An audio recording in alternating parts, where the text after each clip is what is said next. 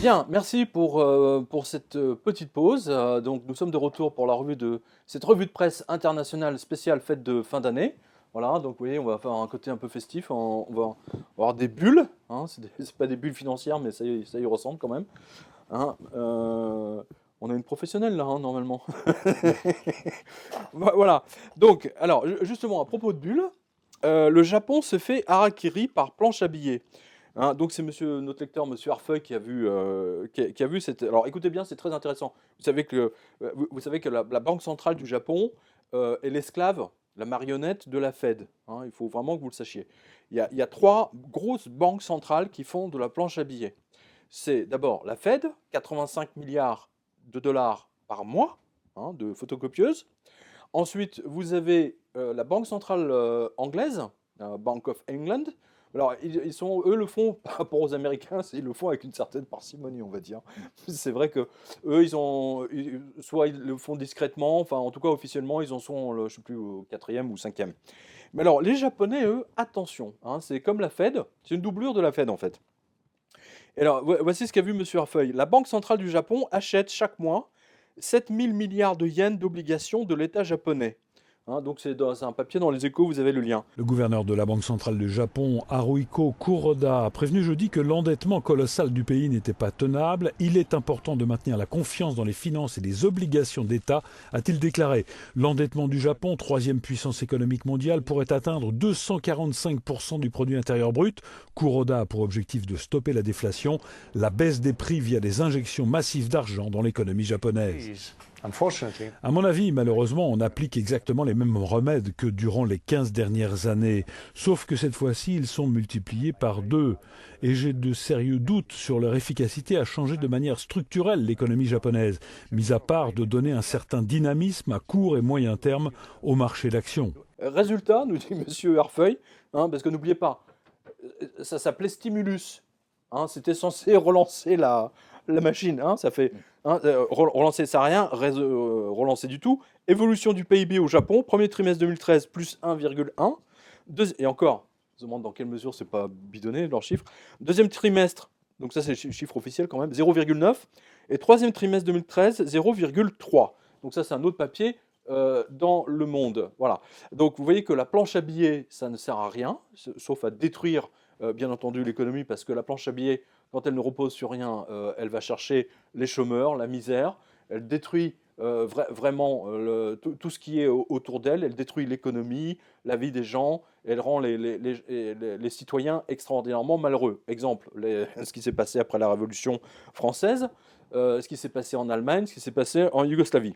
Voilà, donc c'est intéressant, hein, c'est une spéciale planche bulle à billets. Hein, voilà. Et alors, justement, on parle de cette planche à billets parce que le dollar, hein, c'est quand même 70% du commerce mondial. Les entreprises françaises, comme les entreprises belges, d'ailleurs italiennes, exportent. Hein, la plupart du temps, elles sont payées en dollars, hein, enfin, dans une certaine majorité. Et donc, là, il y a un autre papier qui va en complément, si vous voulez, Pierre-Yves nous le donner, c'est l'horreur du chômage des jeunes en Europe. Alors, c'est toujours M. Orfeuille qui l'a vu. Toujours ce lecteur qui nous donne les derniers chiffres du chômage globaux et du Adulte, chômage des jeunes voilà, adulte et dans jeune. dans l'Union européenne. Et une référence ici doit être faite au journal Le Monde, qui pour une fois est obligé de publier que près d'un tiers des Grecs sont aujourd'hui sans couverture sociale. Ouais, Si on- c'est étonnant que le monde ose parler de ça.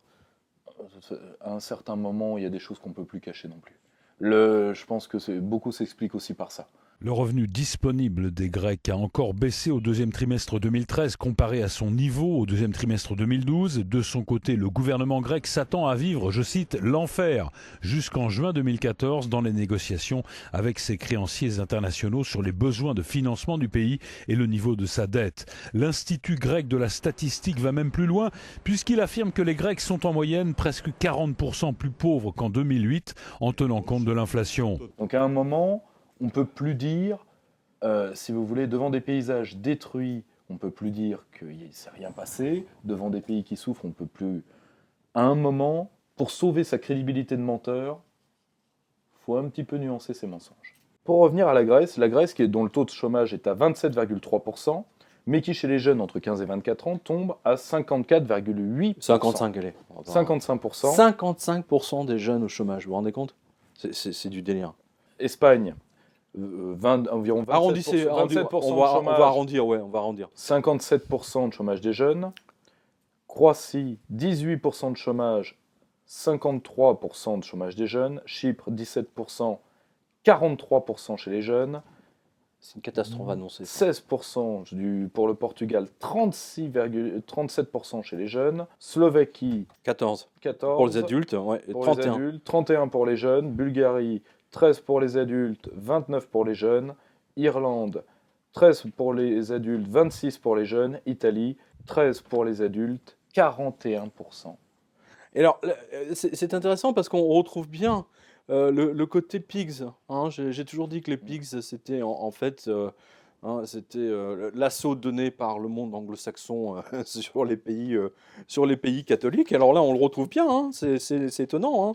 Hein. Espagne, Croatie, Chypre, Portugal, c'est un véritable massacre. Le chômage des jeunes devrait malheureusement suivre la courbe générale du chômage en Europe cette année encore. 5 690 000 jeunes de moins de 25 ans étaient sans emploi au mois de mars au sein de l'Union européenne, dont 3 600 000 pour la seule zone euro, ce qui donne pour cette dernière un taux de chômage de 24% pour la tranche des 15-24 ans.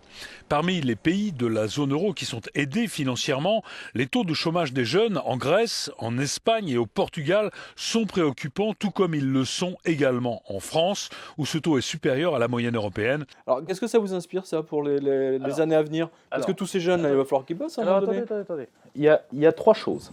Il y a trois choses qu'à mon avis, il faut avoir dans la tête. Premièrement, ça va dans les pays concernés, avoir une conséquence en termes d'affrontement des générations, ou disons de cohabitation malaisée des populations. Car où vont vivre ces jeunes gens?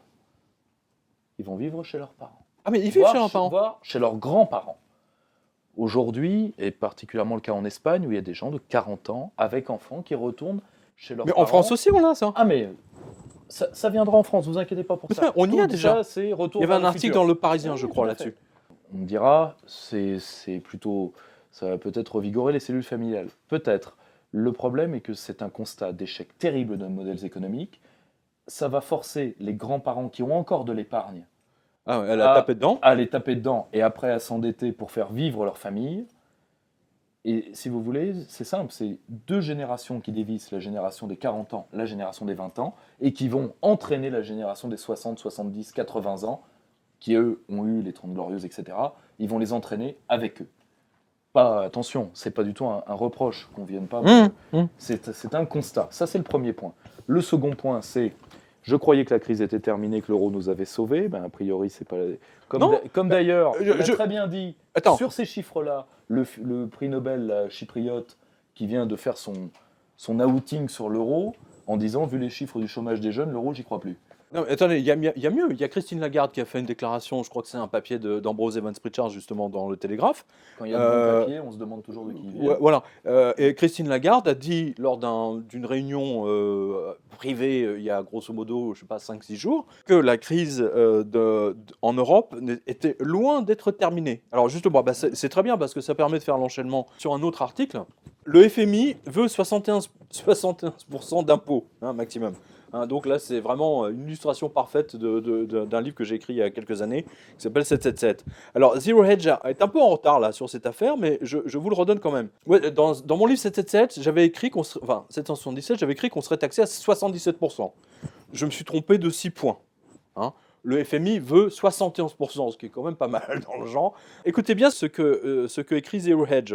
Le FMI vient juste de balancer une autre bombe.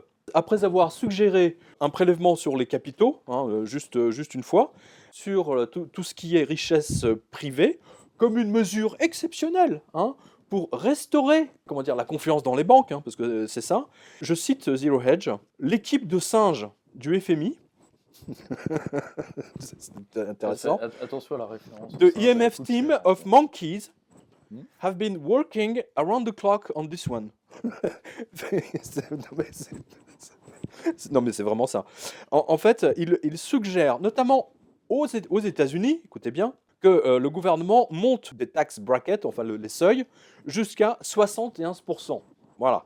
Alors là-dessus, le FMI, voyant cet article du Zero Hedge, a immédiatement réagi en disant mais non, non, c'est pas ça qu'on voulait dire. Hein, tu parles. Nous, ce qu'on a vu en parallèle, écoutez bien, parce que on l'a dit au début de cette revue de presse, qu'à Athènes, hein, dans le genre bulle financière et qui a explosé, hein, ils étaient largement en avance sur nous. Monsieur Pichavon a vu que le Parlement d'Athènes, par 153 voix contre 300, les députés conservateurs et ceux du PS grec ont voté le week-end dernier la loi de finances qui prévoit notamment une hausse de 2,1 milliards d'impôts et une baisse de 3,1 milliards de dépenses publiques. Mieux, écoutez la suite, la Commission européenne exige la saisie des logements des particuliers. Voilà, et dans le même genre, on quitte la Grèce, Monsieur Giselis a vu que le service d'ambulance dans 6 États américains a été suspendu, sans raison, d'un seul coup, d'un seul. Voilà. Donc c'est le résultat de la planche à billets américaine hein, qu'on voit en action, hein, c'est l'équivalent de ces bulles. Et c'est dans US News, hein, parce que si vous ne le croyez pas, voilà, on a les biscuits comme on dit. Hein, vous avez les liens, vous pouvez les vérifier. Alors, votre commentaire là, sur cette volonté du FMI, parce que moi, ce que j'ai vu dans cette revue de presse depuis deux, c'est que les Américains, enfin le FMI c'est les Américains, ils donnent, Goldman Sachs surtout, hein, on a vu que Goldman Sachs avait demandé une baisse des salaires de 30% des Français. Goldman Sachs avait également demandé à ce que les impôts soient augmentés en France. Qu'est-ce qu'on voit aujourd'hui en France hein, de fin 2013-2014, les Français sont massacrés d'impôts, ce qui se traduit mécaniquement par une baisse de moins 20, moins 30% de leur pouvoir d'achat pour la plupart des gens, hein, il ne faut peut-être pas l'oublier. Et en même temps, on voit une baisse des salaires maintenant qui est absolument drastique en raison du chômage. Donc on suit véritablement les Grecs, c'est clair, c'est clair. Le plan de route est là. Pour une raison qui est très simple. Nous refaisons l'erreur du plan Churchill, du plan Laval, c'est exactement la même chose. Nous faisons, mis à part que c'était pour le bloc-or dans un cas, là c'est pour l'euro, enfin l'euro-marque. L'euro est un travestissement du Deutschmark, il faut quand même se le mettre dans la tête un jour. Et pour garder l'euro, nous sommes en train de faire des plans d'austérité qui s'appelleront les uns les autres, c'est-à-dire que nous serrons la ceinture aux gens en leur donnant moins de prestations d'État, mais ces gens ne vont pas gagner d'argent, donc nous n'aurons pas de recettes fiscales. Mais oui, c'est ce qu'on voit en Grèce. Donc, nous allons resserrer la ceinture, tout ça pour rien. C'est ce qui nous a coûté, je le rappelle quand même, la défaite de 40. Et c'est pour ça que l'industrie britannique ne s'est jamais relevée du plan Churchill, et ça explique la traversée du désert de la Grande-Bretagne d'après-guerre. Nous refaisons exactement la même chose. Or, il faut bien se le mettre dans la tête, aujourd'hui ce n'est même pas un problème fiscal, c'est que ce qui détruit des emplois en Europe, c'est la financiarisation personnifiée par l'euro en Europe occidentale, je ne parle pas d'ailleurs, et le libre-échange. Tant qu'on ne s'est pas attaqué à ça, les hausses d'impôts sont inutiles. Je ne dis pas qu'il ne faut pas en faire pour certaines classes parasitaires qui se sont enrichies et goinfrées sur la destruction des tissus sociaux, mais tant que les deux problèmes principaux qui sont le libre-échange, responsable d'après la Commission de l'Industrie d'un emploi détruit sur 2 en France, ça je renvoie à la Commission de l'Industrie à l'époque tenue par l'UMP d'ailleurs, quoi qu'on dise M. Copé, et l'euro, on n'a rien dit, on n'a rien fait, le FMI gagne du temps avant d'avoir à dire quelque chose de sérieux, il attend que quelqu'un prononce la mort de l'euro à sa place. C'est quand même assez surréaliste parce que, justement, ça nous permet d'enchaîner là-dessus. Ceux qui sont abonnés ça, à mon... prochaine étape, ça, la prochaine. Exactement. Ceux qui sont abonnés à mon Twitter l'ont eu en direct puisque j'avais relayé le tweet de Barnier qui s'était félicité à Bruxelles d'avoir signé l'accord qui permettait, je vous résume, la chypriotisation.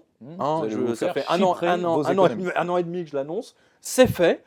Maintenant, les lois sont votées, les lois techniques ont été votées. Elles ont été votées à 2 jours de la trêve des confiseurs. Les Européens trouvent un accord sur l'union bancaire. Après des heures de négociations à Bruxelles, les ministres des Finances sont parvenus à créer un système qui défie une fois de plus le principe de simplicité. Car c'est un projet très complexe qui va voir le jour et qui sera acté ce jeudi et vendredi lors du sommet européen des 28 chefs d'État et de gouvernement de l'Union européenne. Michel Barnier, le commissaire européen aux services financiers, s'est félicité de cet accord. Toutefois, nous mettons en place, dit-il, des changements révolutionnaires dans le secteur financier européen. Et donc, c'est intéressant d'ailleurs, parce qu'il y a un papier de l'AFP que Challenge a repris, et le journaliste de l'AFP s'étonne que ce texte soit passé inaperçu des médias. Ah, mais dis donc! Mais on a parlé des médias tout à l'heure, justement. On voit qu'ils sont payés par le gouvernement. C'est absolument fascinant. C'est même un miracle que l'AFP ait fait un papier là-dessus.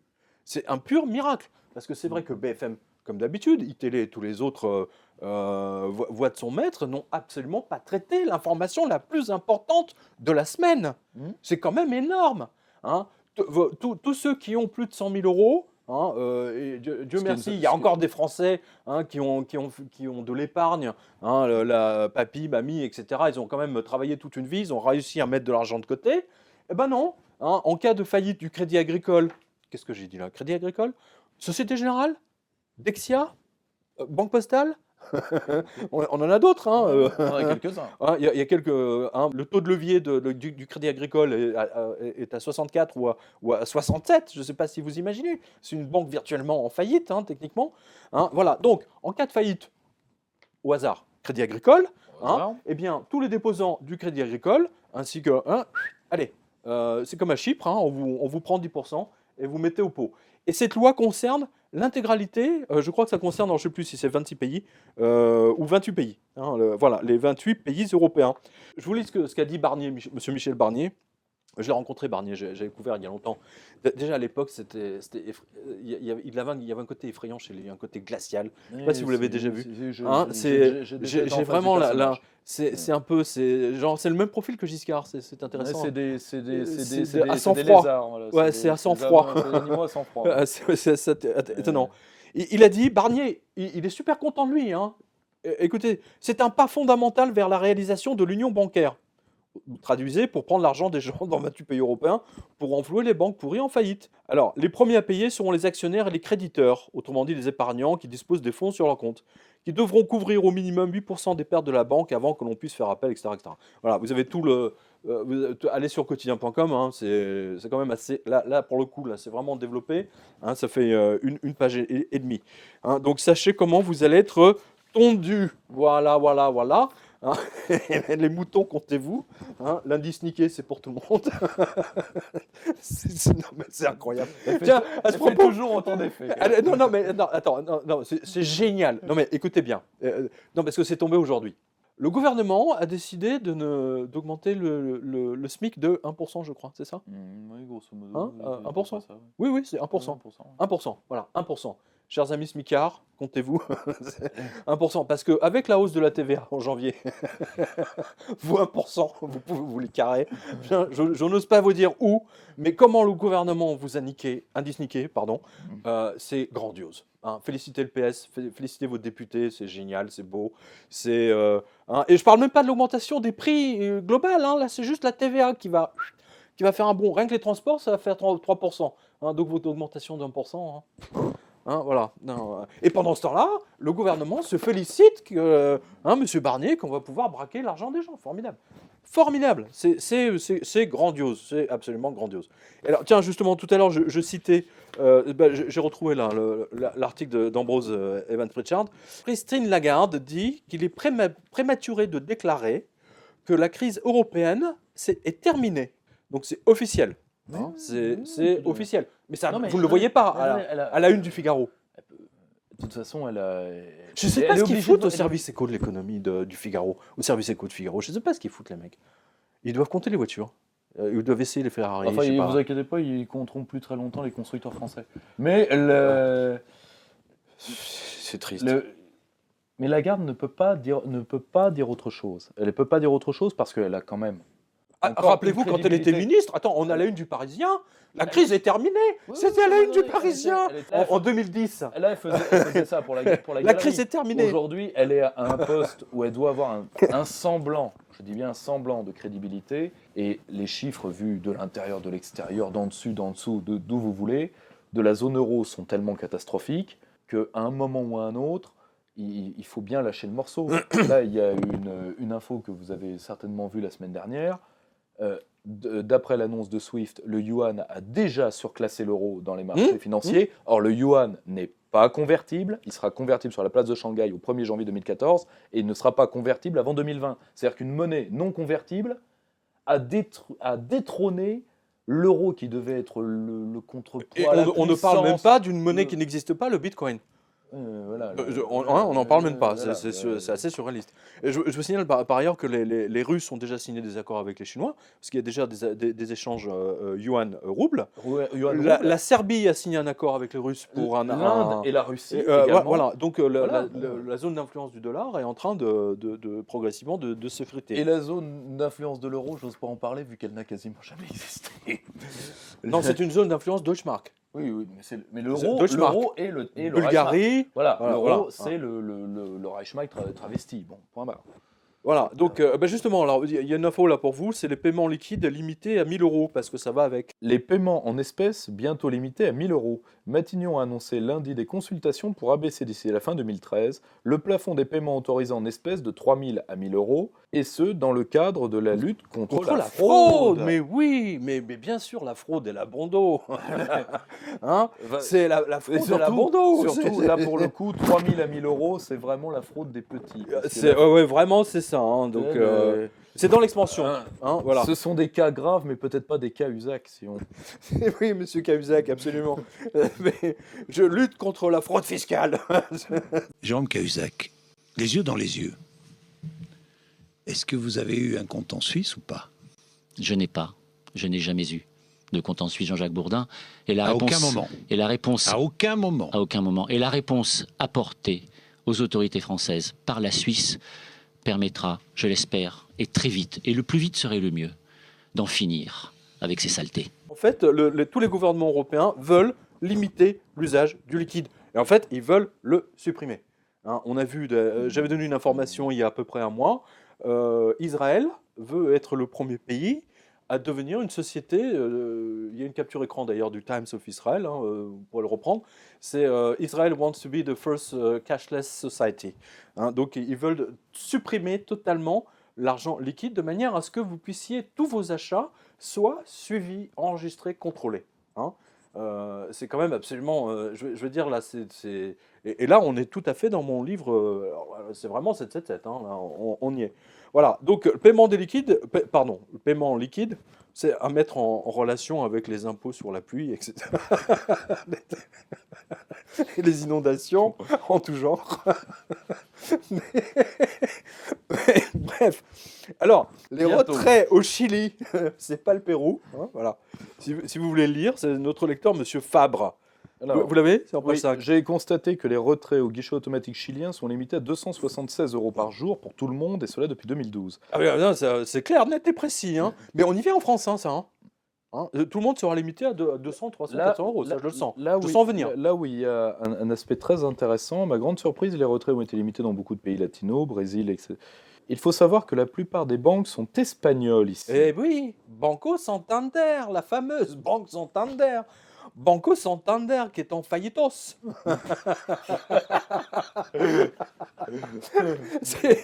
Ben oui, attends, parce que alors eux, ils ont dans le genre toxique pourri. Alors là, ils en ont.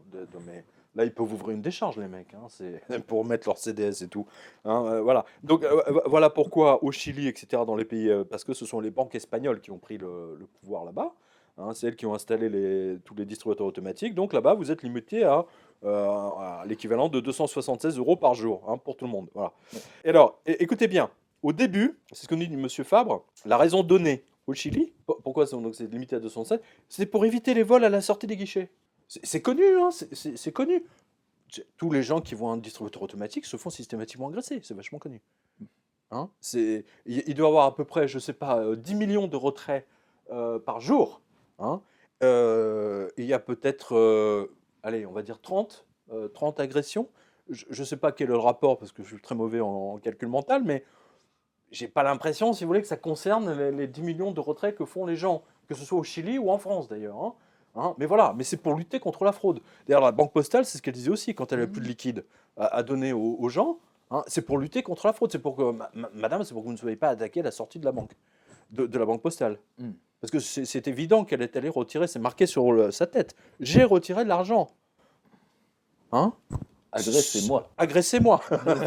Alors maintenant qu'on était dans le sud, revenons dans le nord. Et il y a notre lecteur Antoine qui dit je vais vous parler de ma banque, le Crédit du Nord. Eux aussi ont commencé à limiter le montant maximal des retraits car j'ai une carte Visa Gold. Et dans mon cas, je suis limité à 450 € après avoir essayé de retirer 600. Hein, et le plafond antérieur était de 800. Et effectivement, moi je me souviens de la publicité des Gold Visa premier, je sais pas quoi. C'était 1500 par semaine. Ou par jour, je sais plus. Enfin, c'était une somme colossale. C'était, et à l'étranger, c'était même plus. Hein, donc, on voit que ce que promettent les banques, en fait, c'est fini. Je veux dire, d'office, hein, sans même te prévenir, c'est une rupture de contrat à la base. Conseil que l'on vous donne face à un crétin de banquier qui veut vous empêcher de retirer votre argent. Ah oui, excellent ça. Alors c'est Gaël. Gaël vous donne quelques conseils pour faire face à votre guichetier ou guichetière, quelle que soit la banque. Je cite. Il y a quelques jours, je vais au guichet pour retirer 3000 € et là, j'ai eu droit au festival de la mauvaise foi. D'abord, la guichetière a essayé de me dissuader en me disant qu'il n'y aurait peut-être pas suffisamment d'espèces dans l'agence. C'est là où on se marre déjà. Ensuite, devant mon insistance, elle m'envoie au guichet où s'effectuent les paiements. Je répète que je souhaite bien retirer cette somme, et là, ce de guichetier me rétorque « Quel est le motif de ce retrait ?» Connard. Ce à quoi je lui réponds que jamais je ne donnerai la moindre justification de mes dépenses à une banque, que c'est mon argent et que j'en fais ce que je veux. Je le dis, hein, à tous ceux qui ont des sous en banque, hein, vous n'avez pas d'autre choix. Soit vous achetez un studio, vous achetez une maison avec, avec les danseuses nues, etc. Avec le puits, la rivière qui passe. Pour bien vous faire taxer. Mais au moins, vous aurez quelque chose de solide. Hein, parce que sinon, après, c'est la banque qui va tout vous prendre. Voilà. Alors, une autre info. La GFI. Oui, allez-y. Oui. La GFI oui. déclare la oui. France en c'est pas rien, cessation de paiement. Là, c'est pas rien. La D'un GFI lecteur suisse dit que la France est en cessation de paiement. Rien que ça. D'un lecteur suisse, monsieur Skiboz, Skiboz, oui. je ne l'écorche pas, a vu cet article de l'AGFI expliquant que la France ne peut plus payer. Le journaliste François Chalère écrit « L'affaire des 500 millions de francs de rétrocession fiscale que la France aurait dû payer à certains cantons suisses ces derniers mois oscille entre deux interprétations. Première hypothèse, la France exerce des mesures de rétorsion suite à un climat actuellement peu favorable en Suisse s'agissant des contentieux de voisinage. Seconde hypothèse plus crédible, mais non pas exclusive, la France est en cessation de paiement. Tadam. Elle n'a plus les moyens et avec en plus une capacité très réduite d'endettement, ce qui revient à dire que les revenus fiscaux encaissés qu'elle doit à la Suisse sont en train de passer dans l'intervention armée en Centrafrique, Oui. détournement de fonds. Voilà. Et vous avez l'article complet donc sur le lien sur quotidien.com. Alors, bon, à mon humble avis, c'est la seconde hypothèse. Je ne sais pas ce que vous en pensez. Sachant que la France, de toute façon, est obligée d'emprunter en ce moment tous les 2 jours. Et que ce que j'ai vu récemment, pas plus tard que cet après-midi, c'est que nos taux sont en train de monter. Parce qu'on fait des emprunts à court terme. Alors, je n'ai plus les chiffres en tête, mais je crois que c'est des sacrées hausses qu'on fait. Et j'ai l'impression que la France pourrait effectivement être l'objet d'une attaque de nouveau de nos amis anglo-saxons sur les bons du Trésor à partir de février-mars. Ça va être intéressant. Alors, qu'est-ce que vous pensez de ça? On déclare la guerre à la Suisse ou pas? Ou on prend un café d'abord? Alors, il y a un contexte qu'il faut rappeler. Le contexte, c'est que la Suisse est l'une des dernières économies solides du continent. Contrairement à ce que croient beaucoup de nos auditeurs, il est vrai que la Suisse a un secteur financier énorme, ça c'est certain. Mais la Suisse a encore un secteur industriel, ce que les gens savent peu. Et un secteur industriel de pointe qui marche, contrairement à ce qu'on croit. Les Suisses sont des... Ils fabriquent les meilleurs chocolats, c'est sûr. Non, mais c'est vrai. Oui. Mais, enfin, non, mais je pense à ça parce que... On peut difficilement faire un PIB en chocolat, pas plus qu'on peut rembourser une dette grecque en feta. Mais ils ont du très bon chocolat. Mais pour ma part, il est vrai que l'intervention en Centrafrique coûte cher, mais fondamentalement, on paye avant tout en ce moment pour le Mali et pour le maintien en Afghanistan. Il y a à la fois les dépenses militaires, mais sincèrement, les dépenses militaires, c'est jamais plus... on n'a même pas un budget de la défense de 2% de PIB. Je pense que charger l'armée avec ça est inutile. Là encore, il faut revenir aux causes premières de la destruction de nos emplois et de l'augmentation de la dette. C'est l'euro, le libre-échange. J'y reviendrai autant de fois que nécessaire, mais là, pour le coup, l'armée n'y est pour rien. 1,25 milliard pour une opération où on devait intervenir parce qu'il y a une situation qui est catastrophique en Ouais, on n'est Centrafrique. plus à 1 milliard près. C'est Voilà. ça que vous êtes en train de dire. Voilà, et puis surtout, On leur c'est- devrait et puis 100 surtout- milliards. Surtout, c'est pas. On leur devrait 100 milliards. Croyez-moi, aujourd'hui, c'est le sous-investissement dans l'outil militaire qui est en train de pénaliser la France. C'est-à-dire que nous détruisons notre armée. c'est C'est clair. pas notre armée qui nous coûte. C'est Voilà. c'est clair. Et il faut Non, pas non, mais, le laisser non, mais croire. attention, là, François Chalère dit, en fait, ça se trouve, en fait, c'est nos dépassements de budget et on est obligé En fait, on n'a plus d'argent. En fait, techniquement, quand même, il dit quelque chose, Oui, oui. hein, que la France est en Oui. cessation de paiement, puisque manifestement, on fait un défaut de paiement en ce moment. Il y a des choses qu'on aurait dû régler au canton suisse que le ministère des Finances, que Bercy n'a pas payé, a Certes, priori. Mais là encore, on est à 1,25 milliard. Là, je rappelle, quel est le premier, alternativement premier ou second poste de budget de l'État français? La dette. S'il y a détournement de fonds, je pense que c'est, comme tout ce qu'on a vu dans cette revue de presse, avant tout pour payer pour la dette et l'euro, beaucoup plus que pour le Centrafrique. Ça, j'en suis intimement persuadé. D'ailleurs, c'est une guerre de religion, d'ailleurs, c'est très intéressant. Ce qu'on Ça voit tourne. ensemble. Ça tourne à la guerre de religion. Ça tourne pour la Et vous première avez vu fois, que on a BFM et ethnicisé, enfin, Hein un conflit ethnique, c'est C'est- maintenant c'est- passé un c'est conflit vraiment- religieux. Hein, au début, il n'en parlait absolument pas. Il n'expliquait absolument pas que c'était un conflit religieux. Hein. Il y avait du désordre. Voilà.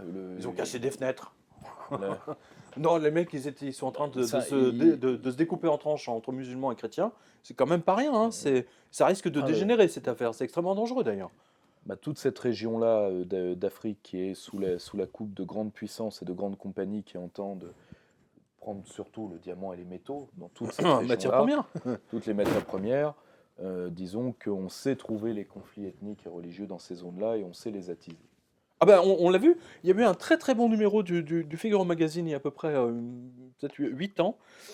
Alors avec double page du Figaro Magazine, on voyait donc, ils avaient tracé donc les pipelines du pétrole, et on voyait justement que tous les conflits, en fait, comme par hasard, c'était justement là où passaient les pipelines. Il y avait des trucs politiques, ethno-religieux, etc. Mais en fait, c'était toujours pile poil sur le cheminement du pipeline. Il ne faut pas qu'il passe là, il est préférable qu'il passe ici, etc. Très, très, très intéressant. Bref, alors, donc, nous avons une rubrique funèbre. Alors, les assureurs braquent l'argent des morts. C'est quand même assez... sachant que les assureurs sont déjà des zombies, donc ceci explique cela, je sais pas. Alors, François-Xavier Dubesset, qu'on connaît bien, qui fait des très très bonnes vidéos et interviews, et il nous dit, les assureurs se débrouillent pour ne pas payer, pour garder par devers eux les assurances vie, lorsqu'elles doivent régler les ayants droit, ils ne le trouvent pas. Quand vous remplissez le dossier XR Assurance Vie, en fait, on vous demande le nom de la personne, mais ils omettent de demander plus d'informations, tu vois, ce serait quand même bien de savoir son numéro de téléphone, son adresse éventuellement, etc. Enfin, je sais pas, c'est au cas où. Donc, ça leur permet de garder l'argent indéfiniment. Et puis, quand les gens ne savent pas qu'il y a une assurance vie sur elles, elles vont pas aller le réclamer. C'est le béaba, ça. Normal. Voilà. Alors, le scandale des assurances vie en déshérence, dont je vous avais parlé, arrive à grands pas. Voyez ce papier de l'AGFI. Très, très intéressant. Pas assez long, mais... Et l'AGFI écrit « Des sanctions seront bien prononcées en 2014 à l'encontre d'assureurs pour leur gestion des contrats en déshérence. Du jamais vu, a confirmé une source proche du dossier. Dans l'une des affaires, il s'agirait de sanctionner les agissements d'une compagnie qui n'a pas versé les capitaux aux bénéficiaires alors qu'elle les connaissait. C'est même de mieux en mieux, parce que même quand elle les connaît, elle ne les verse pas. Donc pourquoi voilà. Non, mais on voit que les assureurs sont aussi autant en faillite que les banques. Mais on n'en parle pas. Et je pense que la faillite d'une compagnie d'assurance pourrait en entraîner d'autres, etc. Ça serait quand même assez intéressant. Nécessairement, il faut se reporter toujours là-dessus, à la note des milieux d'ingénieurs et des milieux militaires suisses que j'ai relayé dans mon ouvrage sur la loi du 3 janvier 1973, sur ce qu'on appelle la superentité, c'est-à-dire un conglomérat d'entreprises reliées par à la fois leurs hauts dirigeants et leurs échanges de capitaux. On trouve autant, voire plus, d'assureurs, de grands assureurs que de banques. Et d'ailleurs, le deuxième poste de la dette française, après les banques, c'est les assurances. D'accord, bah, justement, j'invite j'invite les spectateurs à revoir sur le site de la radio ici maintenant l'interview que j'avais fait avec Alexandre Caget, donc, qui est expert d'assurance, mais auprès de l'assuré, c'est-à-dire auprès de vous. Hein. Il n'est pas du côté des compagnies, mais du côté des assurés, ce qui est assez rare quand même. Et de réécouter l'interview que j'avais faite avec lui, parce qu'elle est vraiment, vraiment très, très intéressante. D'ailleurs, elle est en train de battre des records d'audience, hein, parce que les gens se battent. Et donc maintenant, je n'interviens plus que pour des assurés, D'accord. face à leur Ok. expert d'assurance. Ok. Voilà. Donc en fait, c'est la confusion qu'a fait Pierre quand il avait expliqué que le cabinet Lex était venu avec 2 experts, un pour son syndic, un pour son propre assureur, et en disant comment on fait si c'est Lex contre Lex? C'est qui notre expert? Oui, moi je dis, mais c'est Ouais. quoi C'est quoi qui ce mon délire expert? Je veux La dire, réponse, c'est personne. En fait, Il il y n'y en a a aucun. aucune. Personne ne vous défend vis-à-vis de l'assureur. Au contraire, ils essayent de vous gruger. Ils sont arrangés entre eux. Ils s'arrangent entre eux. C'est-à-dire que, en fait, c'est exactement le même cabinet. Hein. Moi, j'ai ma fameuse inondation qui est là depuis 3 ans ou 4 ans. On a reçu un chèque hier. Ça fait 3 ans. Ils ont 3 ans pour... Non mais, ça vous montre bien qu'il y a un sérieux problème. Voilà. Donc, tout ceci vous montre que la France, en ce moment, est en train de couler, malheureusement. Et Bonne année. Voilà, bonne année. Mais surtout que tous les Français le voient. Tous les Français le voient par les faits divers. Les Français le voient, et je le dis souvent, d'un côté, les Français se font voler par les banques et les assurances, mais littéralement, se font braquer. Et de l'autre, au niveau quotidien, personnel, hein, dans le transport, sur leur d'habitation, ils se font littéralement voler, dépouiller par toute une sorte de, de victimes, d'une part victimes de la crise elle-même, et de l'autre part par toute une immigration arrivant des pays de l'Est qui volent tous les câbles en cuivre. Parce que là, on a une info. Là. Tiens, vous voulez reprendre? Comme ça, on va les lister chacun à notre tour, parce qu'il y en a quand même un. Alors. Il y en a quand même un. Alors, c'est intéressant. Écoutez bien. C'est très intéressant, parce que là, ça vous donne un Polaroid du pays. Hein, voilà. Donc, je remercie tous mes lecteurs hein, qui ont la gentillesse de faire remonter tous ces faits divers. Vous allez voir, c'est vraiment Corset, de chez Corset. Hein, voilà. Alors, parliez tout à l'heure de la garde républicaine, hein, parce que vous savez que dans le livre blanc, il est question de la dissoudre. Alors, écoutez bien, la garde républicaine obligée de garder les bords de plage pour empêcher le vol d'huîtres.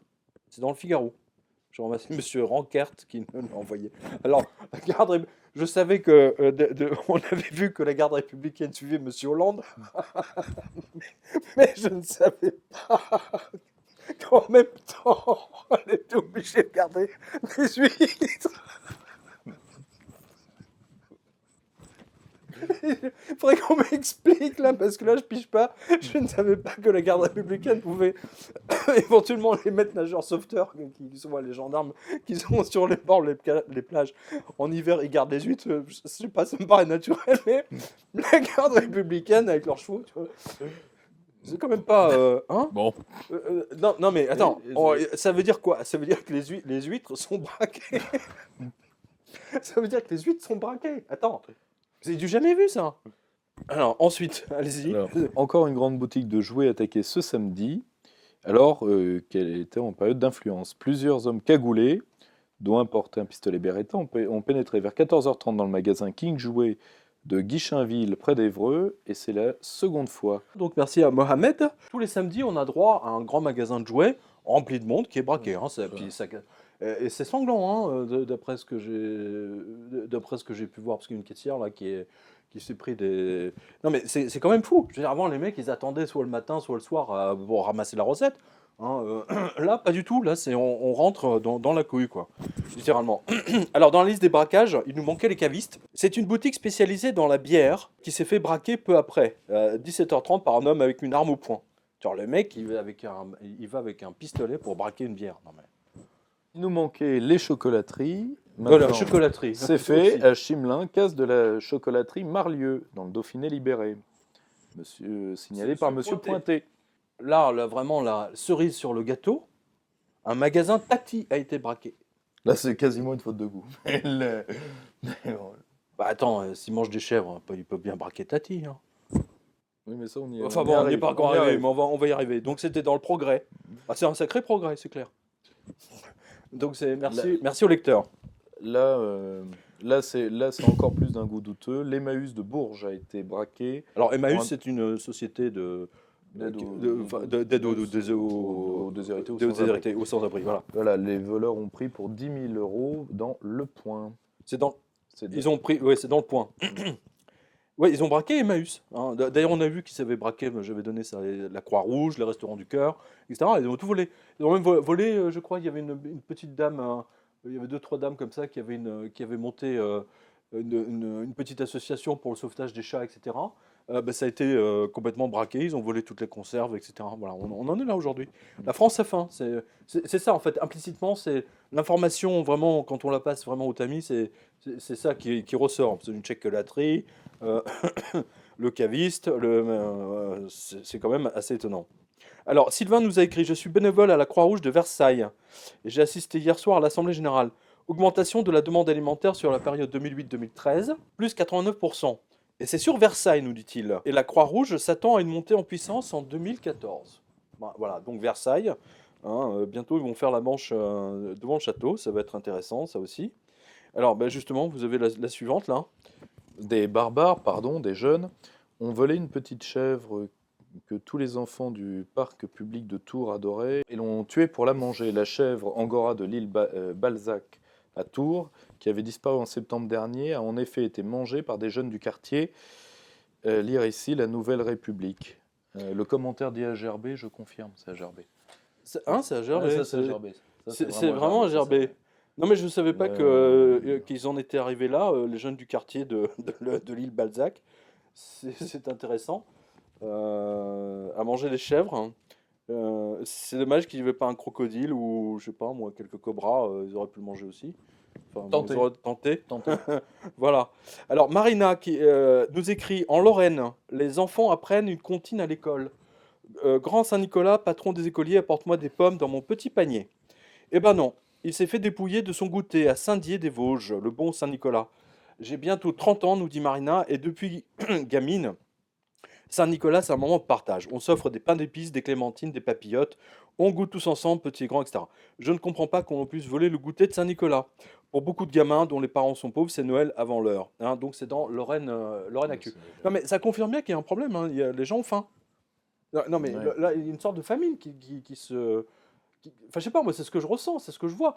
C'était l'objet de ma conférence déjà il y a un an avec Soral, justement, où je disais que les boucheries se faisaient attaquer et que c'était le signe d'un profond, c'est une alerte absolument colossale, d'une crise effroyable à venir, hein, que ça va se terminer dans un bain de sang, c'est le cas de le dire.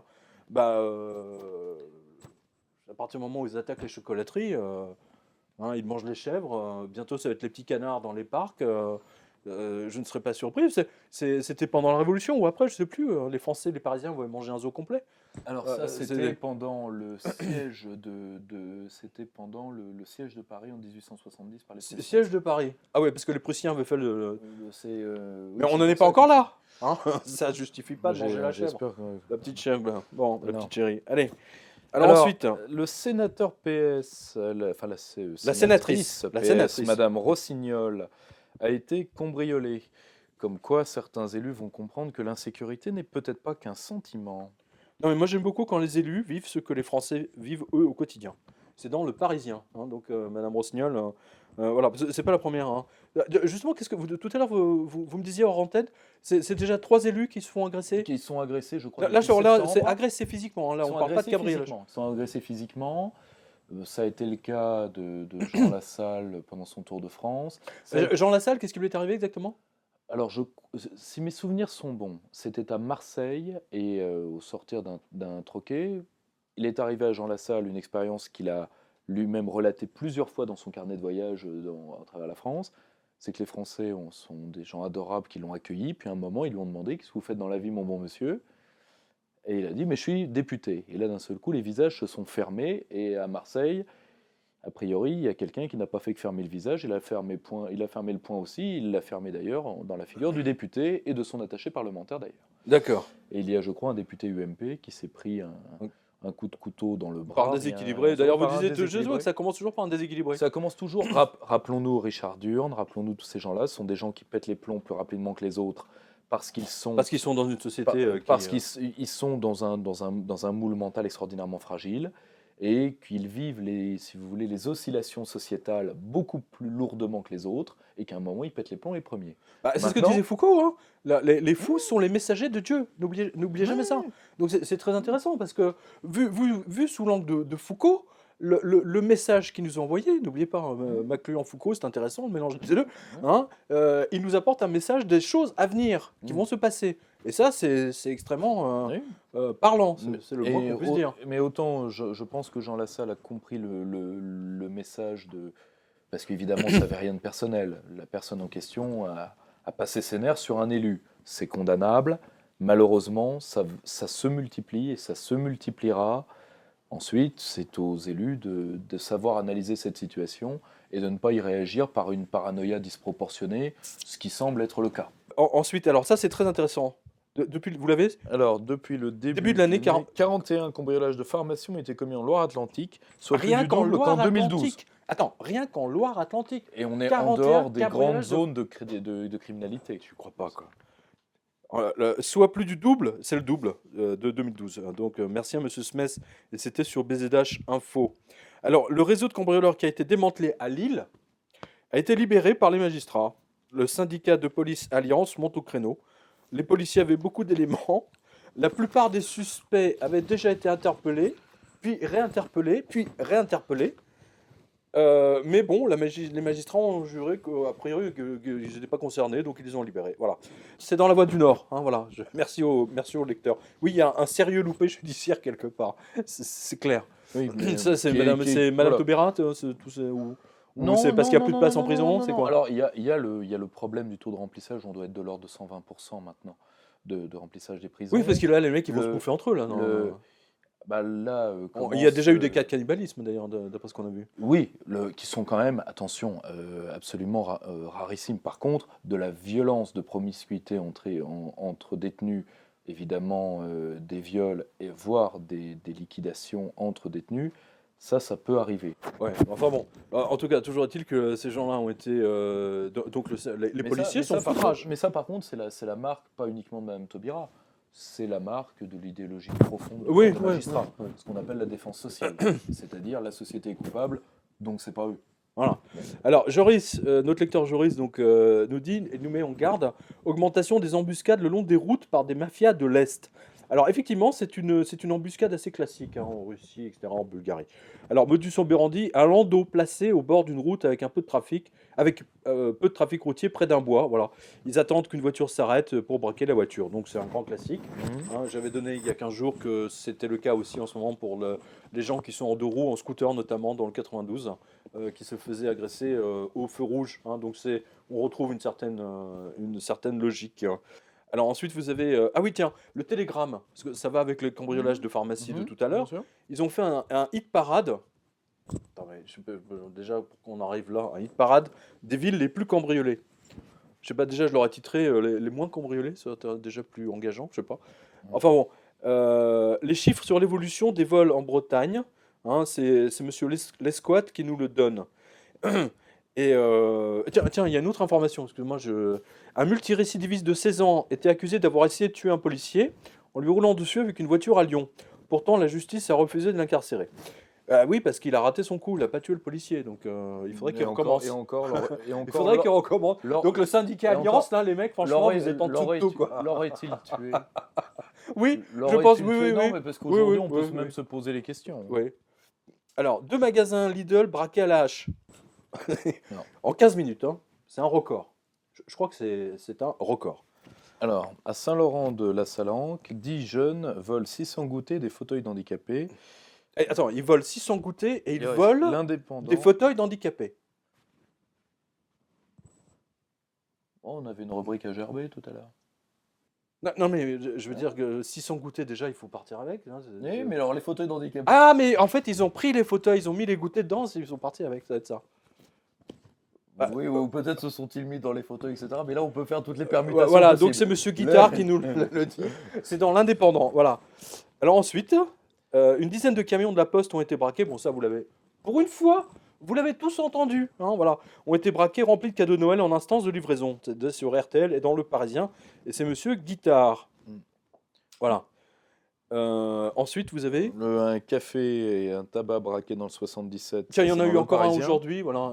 Là, ils ont été. Alors, Le patron a pété un plomb, il s'est jeté sur le mec, ils l'ont arrêté pour une fois. C'était son deuxième ou troisième cambriolage. ça, le- Parce que maintenant, vous avez un bar tabac, si le mec s'est pas fait braquer 4 fois, c'est un loser, quoi. C'est pas un mec sérieux, Là- quoi. Tu vois, c'est pas une affaire qui tourne. Tu vois, Là- c'est un mec qui tient un tabac, tu vois, si c'est pas fait braquer, c'est pas un mec, quoi. Non, mais c'est fascinant d'observer ça. Oui. Qui aurait imaginé que des bars tabac se feraient braquer? Les petites terrasses, les petits troquets, etc., qui se font braquer aussi maintenant.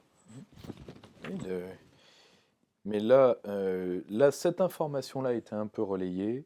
Oui, Mais c'est elle moi est- qui mais l'avais elle est- relayé. oui, C'est moi qui c'est- l'ai relayé. C'est moi qui l'ai Elle relayé. elle est d'autant, mais celle-là est Ah, elle est terrible. puissante, celle-là. Elle est La puissante. mairie d'Alvar-les-Bains a voté 800 € de subvention pour donner de l'essence à la gendarmerie locale. C'est C'est dans le lecteur, monsieur Ben Guyenne, c'est sur FR3. C'est intéressant parce que les gendarmes donc n'ont plus d'argent. Enfin, ils ont. C'est comme l'armée, hein. Ils ont plus de budget, donc ils ont. Et j'ai des lectrices qui m'ont dit que ils ont vu des gendarmes ou qui sont mariés de gendarmes. Parfois, c'est les gendarmes qui qui font le plein. Oui, bien sûr. Bien sûr. Parce qu'ils ont plus du tout de d'argent. plus en plus dans les forces régaliennes, on demande aux hommes d'avoir leur matériel. Ça va des produits de douche dans les régiments, jusqu'au... Ah bah si vous êtes sous-marinier, c'est vachement pratique, il faut votre sous-marin, quoi. C'est un truc vachement... Non, oui, faire le dans plein certains d'un sous-marin ou régiments, d'un porte-avions ou d'une c'est- frégate. ça va. Tiens, on n'a dans- plus de budget. Dans, Tu sais, dans les unités logistiques, particulièrement de réparation des bâtiments, ils apportent leur propre matériel, sinon il n'y aurait plus un matériel militaire de réparer. Moi, j'ai un cas très très proche de moi dans la Marine nationale. Donc voilà, on laisse crever notre outil de défense. Non mais c'est volontaire. Évidemment. C'est évidemment que c'est La, volontaire. la- la La haine- destruction de la France commence par l'armée. La haine de la classe politique, Mais surtout des socialistes. C'est les socialistes, l'UMP pas mal dans le genre. La haine la haine des hommes et la haine de l'outil militaire est omniprésente dans la classe politique française. Voilà. Enfin, dans la classe politique régnante actuellement, en tout cas. Et donc la dernière info des faits divers de cette semaine. Donc vous pouvez vérifier tout ça, vous allez sur quotidien.com bien entendu. En Haute-Saône, 7 villages quasi coupés du monde à cause d'un vol de câbles de cuivre. C'est sur FR3. Voilà, donc là on vous a donné quand même un certain nombre d'informations sur ce qui se passe en France. Donc nous aurons le grand plaisir de vous retrouver pour une revue de presse. Je pense que ça sera à la radio à la fin du mois de janvier, hein, parce que nous entrons. Donc Pierre-Yves et moi, eh bien, nous vous souhaitons Bonne j'ose année quand dire, même. une bonne année quand même. Et restez surtout connectés au quotidien.com, donc au site, afin d'être informés, parce que nos médias, hein, nos journaux qui sont bien subventionnés par l'État, se gardent bien de vous informer, de vous donner les informations les plus importantes. Pierre-Yves, le mot de la fin? De la fin, FIM.